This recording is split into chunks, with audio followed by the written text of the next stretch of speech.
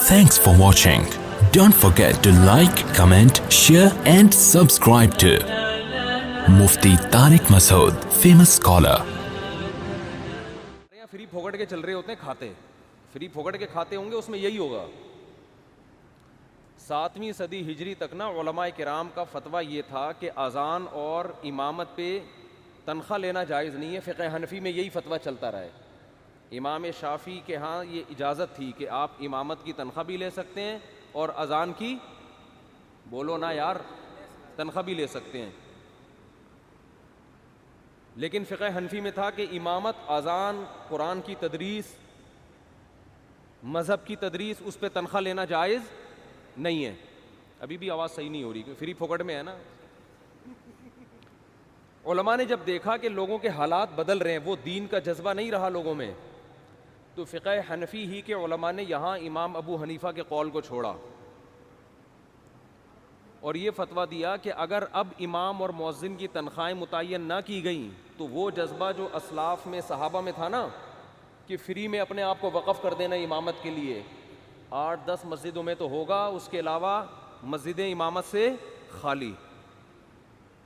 तो दीन को बचाने के लिए फ़तवा दिया कि भाई इमाम की भी तनख्वाह हो, मुअज़्ज़िन की भी तनख्वाह हो, मदरसे में पढ़ाने वाले उस्ताद की भी तनख्वाह हो। तो ये इदारे चलते रहेंगे वरना बर्बाद हो जाएंगे।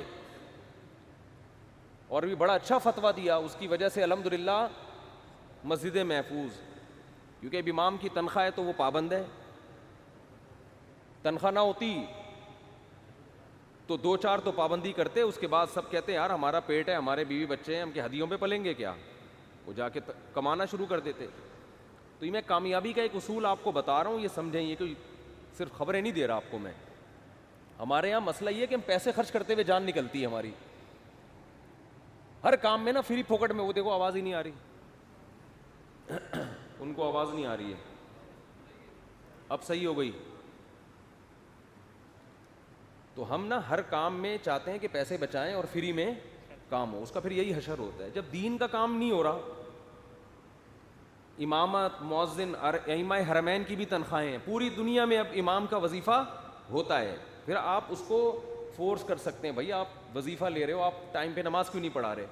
मुअज़्ज़िन को आप फोर्स कर सकते हो कि भाई वजीफ़ा ले रहे हो, आप टाइम पे अजान क्यों नहीं दे रहे। अगर वो वजीफ़ा नहीं लेगा, अजान नहीं दे रहा, आपको भाई अजान क्यों नहीं दे रहे हो, कहे मैं क्या तुम्हारा खाता हूँ जो मुझसे पूछ रहे हो। गरीबी में चल रही होगी, मुअज़्ज़िन का जिस दिन मूड हुआ सवाब का अजान दे देगा, मूड नहीं हुआ तो कहेगा मैं तो तुम्हारा बाप का गुलाम थोड़ी हूँ। तो जो उलमा हालात को जानते थे, उन्होंने क्या फतवा दिया कि भाई अब नहीं चल सकता ये मामला, इस्लाम को बचाना ज़रूरी है। तो इस्लाम के बाज़ अहकाम ऐसे हैं तो तग़य्युर ज़मान से तब्दील हो जाते हैं। तो यहाँ भी एक खूब अच्छी तरह मसला याद रखें, मेरी शुरू से आदत रही है, शुरू से, हमेशा से, फ्री फोकट में कोई काम किसी से नहीं लेना। जो खुद से कर रहा है तो ठीक है, नहीं तो जब हम रखेंगे तो पैसे दे के रखेंगे, वरना नहीं, या वरना फिर रखो ही नहीं, फिर ऐसे ही चलो। तो हमारे जितने इदारे हैं, चाहे वो मस्जिदें हों, चाहे वो मदरसे हों, चाहे वो स्कूल हों, ये लोग चाहते हैं कि पैसा ना लगे, काम में एक्यूरेसी पैदा हो जाए। ऐसा नहीं होता, समझते हो। तो रोकड़ा खर्च करो भाई।